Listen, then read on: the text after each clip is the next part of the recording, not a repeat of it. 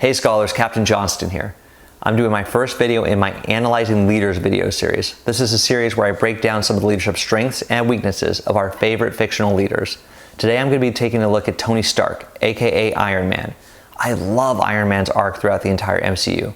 But today I'm only going to be breaking down scenes from the original Iron Man movie. Alright, with that, let's jump on in.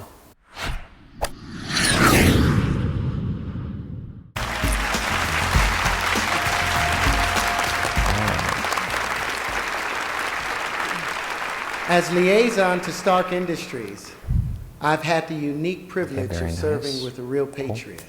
He is my friend, and he is my great mentor. So this first scene is pretty early in the movie, so it is my honor to present this year's they really try to set who Tony Stark is from the beginning to let us know what kind of person and leader he is.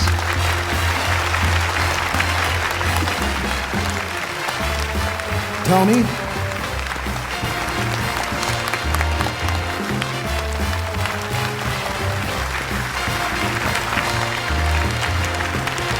So they're trying to make a clear statement who he is right now.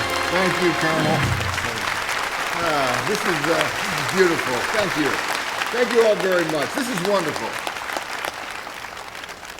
Well, I'm not Tony Stark. But if I were Tony, I would tell you how honored I feel and what a joy it is to receive this very prestigious award. Tony, you know, the best thing about Tony is also the worst thing. All right, He's let's stop always right there. working. Like I was saying during the clip, they're really trying to set the tone from the start of who Tony Stark is as a person and as a leader. This is a big work event, and we're looking around, where's Tony, where's Tony? He's not here. I guess the second in command, Obadiah Stane, who we'll see more in this movie, he accepts the award on his behalf, makes an excuse for him. This isn't the worst thing in the world. I mean, just because you're the leader doesn't mean you have to be at every single kind of work event, and if you're not there, that means you're a bad leader. The difference is here is that he was obviously expected to be here. This is a prestigious work event, and he was really nowhere to be found. So if he just couldn't make it, not that big of a deal, but it's not a good sign on his leadership that he was expected to be there and just didn't show up. Now, this is going to be dependent on why he wasn't there, which we'll see in the very next scene. Is not the best of excuses. So let's jump back in. Work it. Not the best excuse. Come on. And there's his friend, his military liaison, Colonel Rhodes. Unbelievable. Did they rope you into this? Nobody roped me into anything. So But they sorry. told me that if I presented you with an award, you would be deeply honored. Of course I'd be deeply honored. And it's you. Oh, that's great. So when do we do it? It's right here. One more round. There you go. There it is. That was easy. Yeah, it's okay. Wow, will you look at that? That's something else. I don't have any of those floating around. We're gonna let it ride. Give me a hand, will you? Give me something. Okay, you too. I don't blow Come on, honey bear. Come on, honey. There it is. Lieutenant Colonel Rhodes rolls in. What happened? Worst things have happened. I think we're gonna be fine. Color me up, will you? This is where I exit. All right. Tomorrow, don't be late. Yeah, you can count on I'm it. serious. I know. All right, let's stop right here. Render on. So once again, like I said after the first clip, being the leader doesn't mean you have to be at every single event or every single award. You know, you have your own life too. You can't be everywhere all at once, especially when you have a huge corporation like Tony Stark.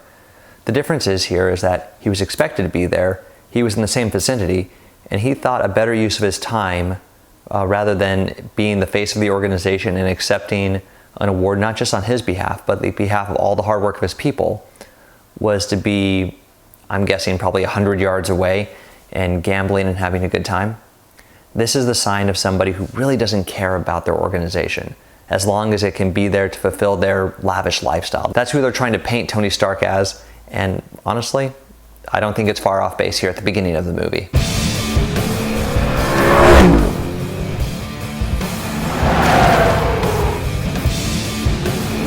Looks like the branding deal.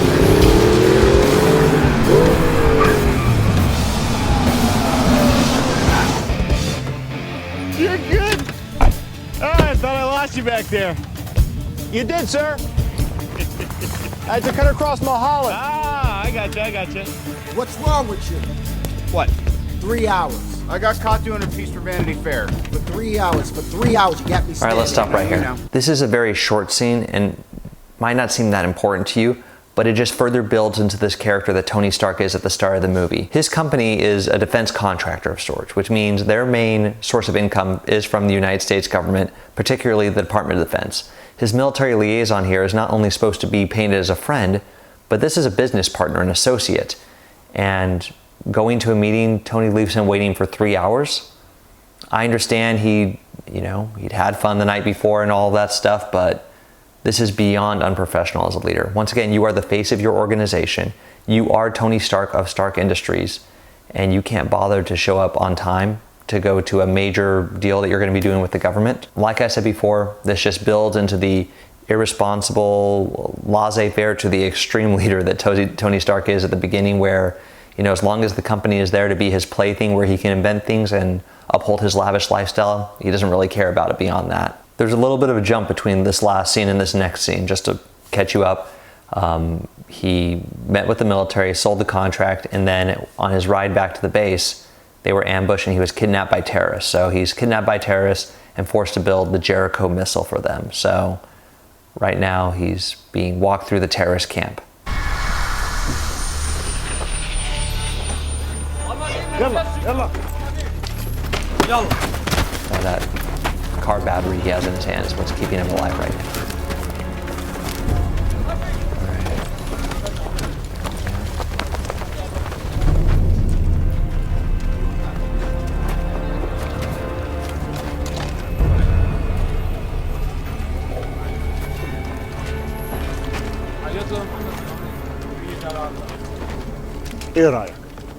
He wants to know, what do you think? I think you got a lot of my weapons. جبت الصلاة منه. من أصدقائنا الرؤساء الأمريكان هذا موجود لأنك تعمل لي جيريكو. He says they have everything you need to build the Jericho missile. He wants you to make the list of materials. وبعد كده بالسلامة يا قلبي تروح على بيتك. He says for you to start working immediately, and when you're done, he will set you free. All right, let's stop right here. So Tony's already gone through a traumatic event of being attacked and almost dying. That's enough to shake anybody. But here we start to see it's not just the traumatic events that are changing him. He's starting to realize the impact of him not being involved as a leader. He's going out there and he sees Stark Industry munitions. He recognizes that it is his weapons that the terrorists are using to wreak their havoc. We haven't seen the full impact of this yet, but you're starting to see the light in Tony's eyes go on. The understanding of, okay, what is the real impact of what I am doing, or really what I am not doing with my company or my organization. All right, we're going to go right into the next scene to kind of see a little bit more of this impact on Tony. I'm sure they're looking for you, Stark. But they will never find you in these mountains. Look, what you just saw, that is your legacy, Stark. Your life's work in the hands of those murderers. Is that how you want to go out? Is this the last act of defiance of the great Tony Stark?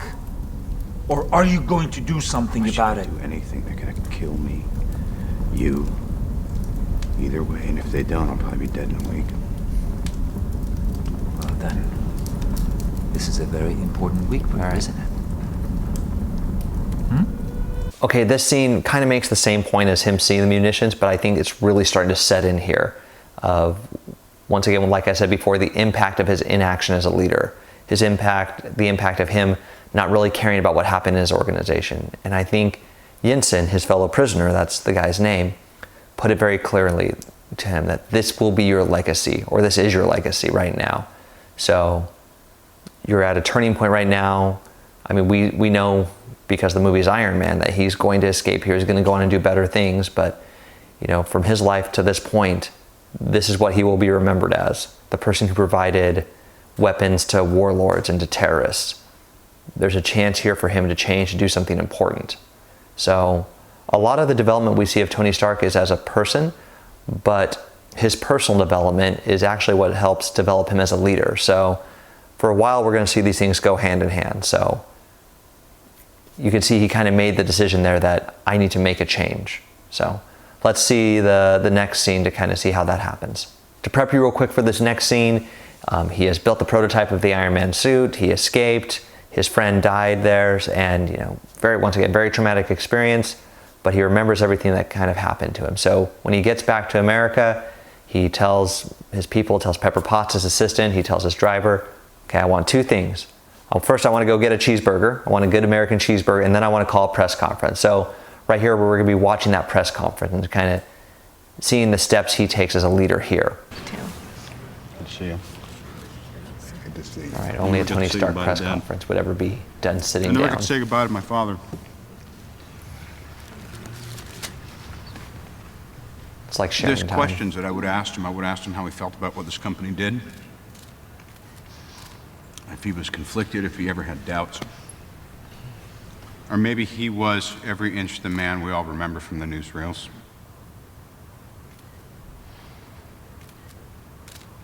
I saw young Americans killed by the very weapons I created to defend them and protect them. And I saw that I had become part of a system that is comfortable with zero accountability. Spot on. Hey, Ben. What happened over there?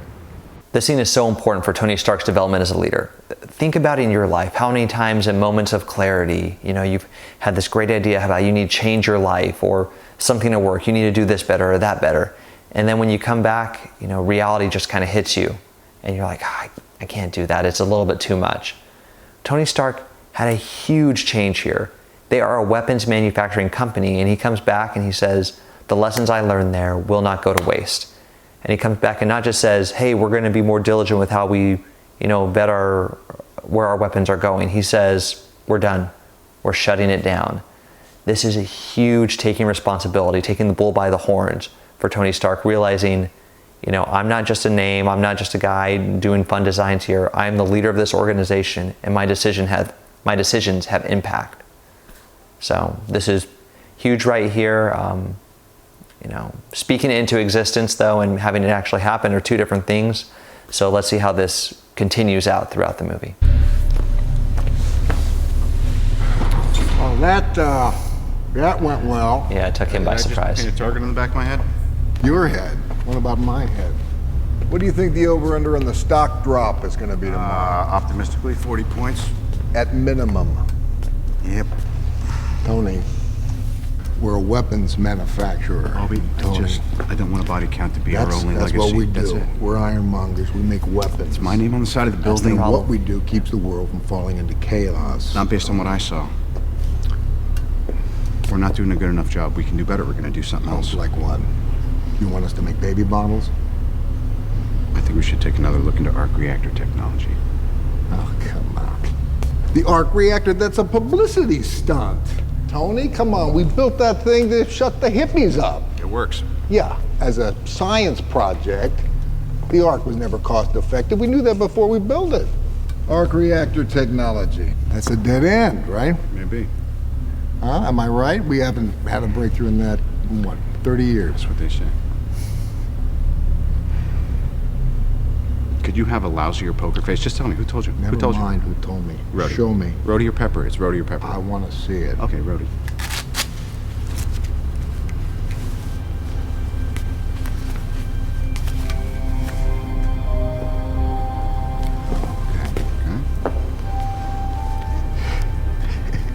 It works.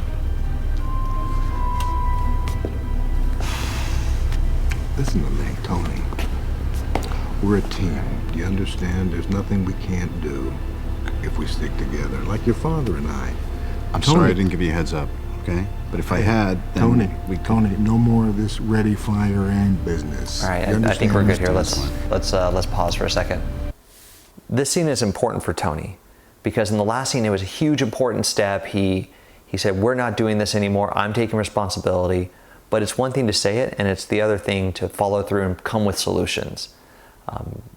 I feel like Tony in the past, or the Tony we saw earlier in the movie, might have said, okay, I don't want to make weapons anymore. You guys figure it out. I'm going to go off and do my own thing. Here he's coming and saying, I have the solution for us going forward. It is this energy technology, this arc reactor technology. I mean, it's a little bit easy to come with the solution because it's one that he's already developed. For a little bit of background, he had to develop this arc reactor to power the Iron Man suit and help his heart function properly after the explosion. So he's already kind of got the blueprints of it developed, or the very basic foundation of it, but he's coming with other things to do, other solutions, being part of moving forward as an organization. So this is what good leaders do. They don't just come and say, okay, here's the problem and that's it. They come with the problem and they say, here's my vision for solutions going forward. So this is an important interaction between Tony Stark, the head of the company, and his second in command, Obadiah Stane. And just an aside here, another just important line of this scene is Tony once again getting ownership of the situation. You know, they're going back and forth and Obadiah says, we're weapons manufacturers, that's what they do. And Tony has a very important and quick line there where he says, it's my name on the side of the building. Kind of once again taking ownership and understanding, you know, back to that legacy conversation before, like, this is not your legacy, this is mine. And what do I want to be known as? What do I want my father's name to be known for, my organization going forward?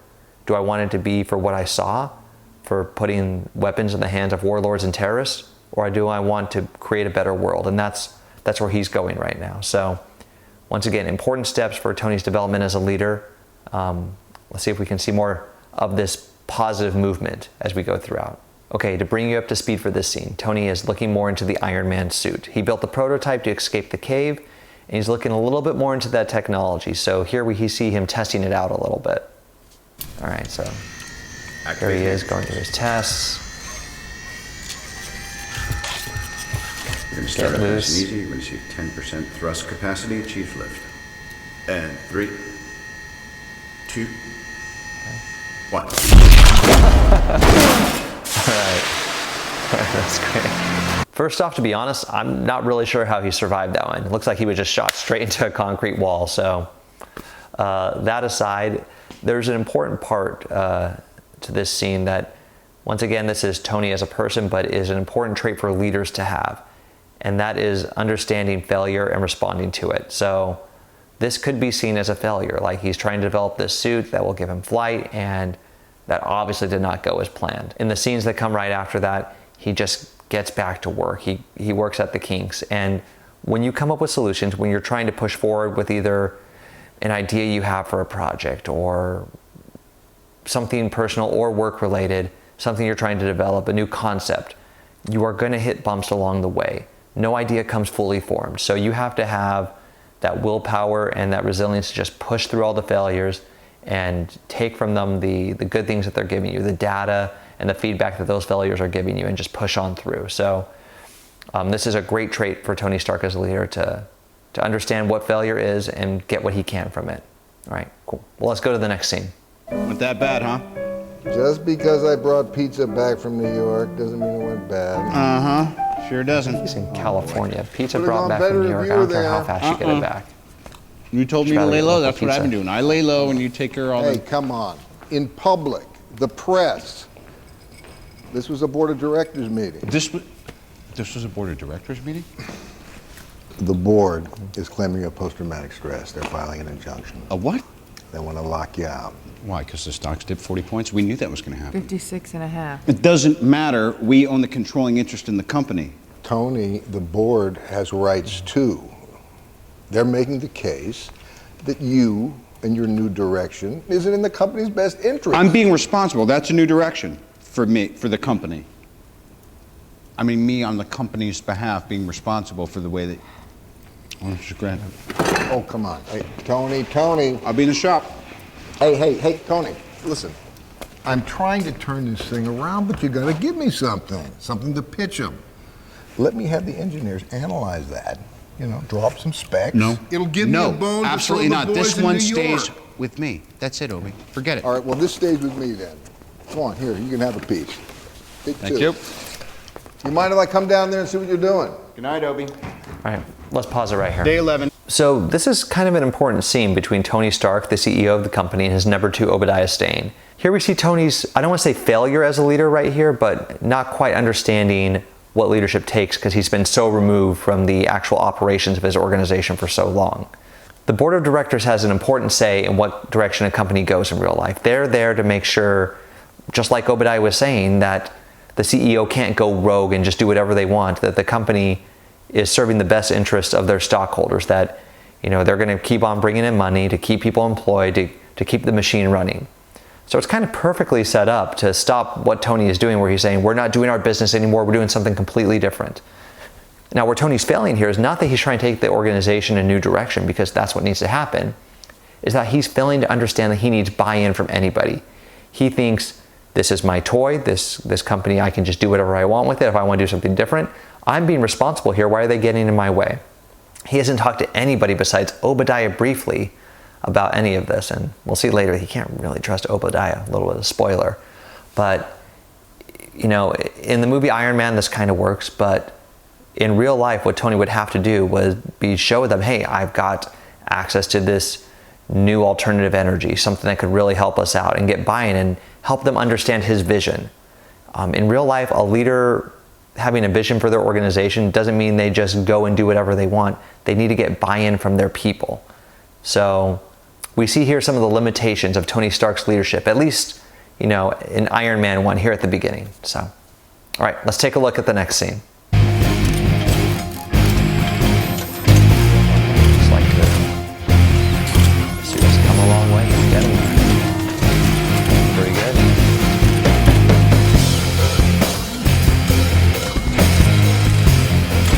Still needs some color, but pretty good. Test complete, preparing to power down and begin diagnostics. Yeah, tell you what, do a weather and ATC check, start listening in on ground control. Sir, there are still terabytes of calculations needed before an actual flight is advanced. Jarvis, sometimes you gotta run before you can walk. Ready? Sometimes you gotta run before you can three, walk. Yeah. 2, 1.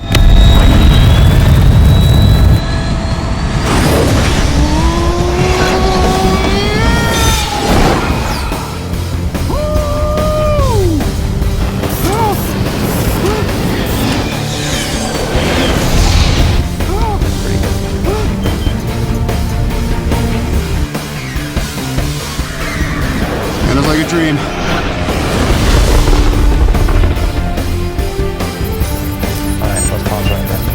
Nothing major here, besides obviously being the first flight of the Iron Man suit. That's a big deal for the character. But in terms of his leadership, I just wanted to point out here that line, sometimes you gotta run before you can walk. This goes to Tony Stark's personality, but it is such an important concept to understand as a leader. Not everything you do is gonna be 100% fully formed by the time you need to start it. But sometimes you need to start it to test out the limitations, to see how far you can push something, whether it's a new concept, a new project, putting a person in a new position. Very few things you're ever going to have as a leader, you'll have the luxury of being 100% certain. So sometimes you just need to get it out there and test it out. You need to run before you can walk. Cool. So, like I said, an important scene for the character, but also just something to point out. All right, let's check out the next scene. Just to bring you up to speed, this person he's talking to is a reporter for Vanity Fair. Tony thinks that she's coming up to talk to him because they slept together earlier in the movie, but really she's talking about kind of what's going on with his company. So you'll see that weird interaction here. A lot of nerve showing up here tonight. Okay. Can I at least get a reaction from you? Panic. I would say panic is my... Because I was referring to your company's involvement in this latest atrocity. Yeah, they just put my name on the invitation. I don't know what to tell you.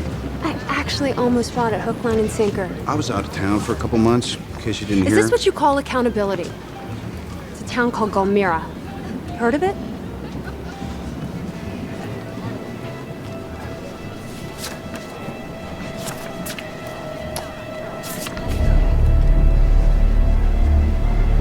When were these taken? Yesterday. I didn't approve any shipment. Well, your company did. Well, I'm not my company. All right, let's pause right here. We see Tony realizing here that sometimes it's not so easy for a leader, and some of you know this already, that you don't have a magic wand. You can't just say, hey, we're not doing this anymore, we're doing this better, and it gets done. So there's some deeper stuff going on in his organization, some deeper corruption, some deeper cultural issues that, even if he says, we're not doing this anymore, it's kind of business as usual underneath him, and you see kind of that defensiveness. He's like, I didn't approve these. Well, and I'm not my company. Well, you are. You said it before. You are Tony Stark. This is Stark Industries. That's the name on the side of those weapons. So it is you. Even if you didn't approve these shipments, they are happening. So I'm not going to say anything bad he did as a leader, but I think just him understanding it's not quite as simple as he thought it was going to be. The next thing we're going to be looking at is right after the first place he goes to find out about this. Please, do you mind? Have you seen these pictures? Huh? What's going on?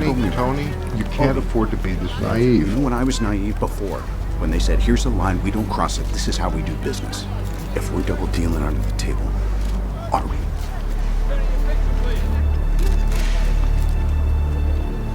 Let's take a picture, come on. Picture time. Who do you think locked you out? I was the one who filed the injunction against you.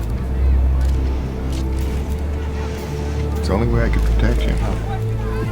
All right, let's stop right here. So here Tony really starts asking the hard questions, really getting to the root of everything. You know, like I said before, there's not a magic wand you can wave and say, hey, we're going to do things differently now. You have to ask the questions. You have to get to the root causes of things. And in his situation, the root cause is his second in command, Obadiah Stane, the man who he's been trusting, sees as a kind of a father figure and has been relying on to run everything, is the most corrupt of them all, and is the one trying to get Tony shut out. For you guys, whatever organization you're running or hope to be running someday, it's not going to be quite the same, hopefully. There's not going to be some mass corruption and selling weapons to terrorists and all of that stuff, but there will be exactly what Tony said there, where they said, this is how we do business, here's the line, we don't cross it, don't ask the questions. Every one of you is going to come up that when you say, hey, why are we doing this? Because that's just the way we do it. You know, don't ask the questions here, just move along, let us do things the way we do it, don't cause too much of a mess here. You know, and you need to be like Tony, you need to push through that. You say, no, I am the one who is the face of this organization. I am the one who has to answer for this. I need to know what's going on and why we do things the way we do. So once again, it's probably not going to be, don't ask, we just sell weapons to terrorists, but you know, there will be things, rocks you have to look under. And that's what Tony did right there, an important step in his development as a leader. All right, well, he's figured out what exactly is going wrong. Let's see what he does about it. All right, that's entering in style. And taking care of business right away.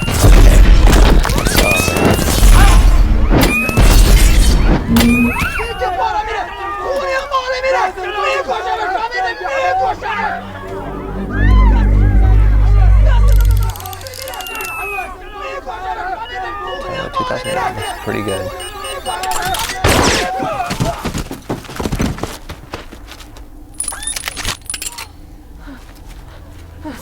Like a couple of the other scenes, this is probably more about Tony Stark's development as Iron Man more than as the CEO of Stark Industries, but there's an important part in here for leaders to understand.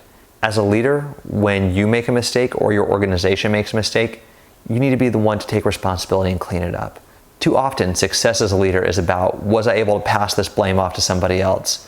Did I get through that meeting alive? And whew, all right, did I save my own skin? Tony Stark shows here that, you know, this is my problem, I'm gonna go and clean it up.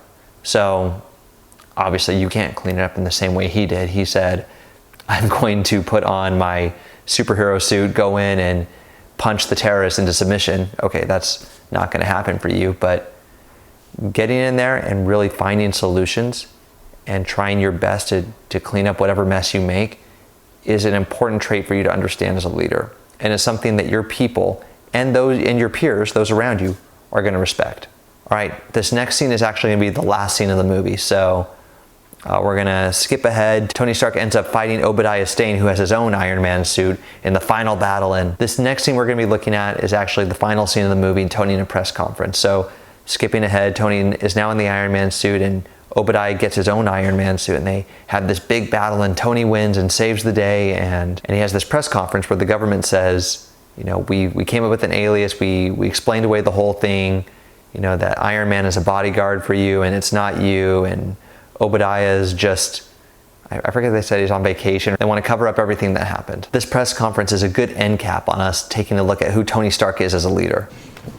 Been a while since I was in front of you. I figure I'll stick to the cards this time. There's been speculation that I was involved in the events that occurred, the freeway and the rooftop. I'm sorry, Mr. Stark, but do you honestly expect us to believe that that was a bodyguard in a suit that conveniently appeared, despite the fact that I know that it's confusing. It is one thing to question the official story, and another thing entirely to make wild accusations or insinuate that I'm a superhero. I never said you were a superhero. Didn't? Well, good, because that would be outlandish and fantastic.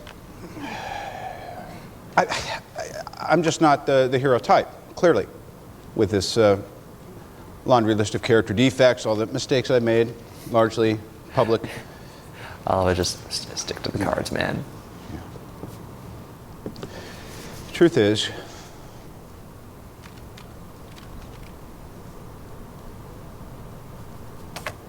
I am Iron Man. First off, what a great movie. Love Iron Man. So we just saw clips of it. I urge all of you to go back and watch the movie in its entirety. Awesome movie. I pulled this clip here at the end, one, because I love it, and two, just to highlight something. The person we saw Tony Stark at the beginning and the person we saw Tony Stark at the end is not an entirely different person. Yes, he has changed because of his experiences, both as a leader and as an individual. But just because he became a better and more responsible leader doesn't change who he is as a person. A lot of us feel like there's this prototypical leader, the person who's the good leader that we have in our mind, and they act a certain way, and they talk a certain way, and they do this and that. And maybe some of those things are true, but most of it is you still need to be you. So becoming a better leader doesn't mean you change who you are. It means you get better at doing certain things. So Tony Stark here, I just wanted to highlight this and be like, you know what? He is arrogant, he is brash, he's a little bit of an egomaniac, and that's okay. He can be all of those things. He can be Tony Stark and still be a good leader. So for you, whoever you are, you can be whoever you are and still be a good leader. You don't have to become something different. So that's my endorsement for you being you right there, and the end of our look at the movie Iron Man.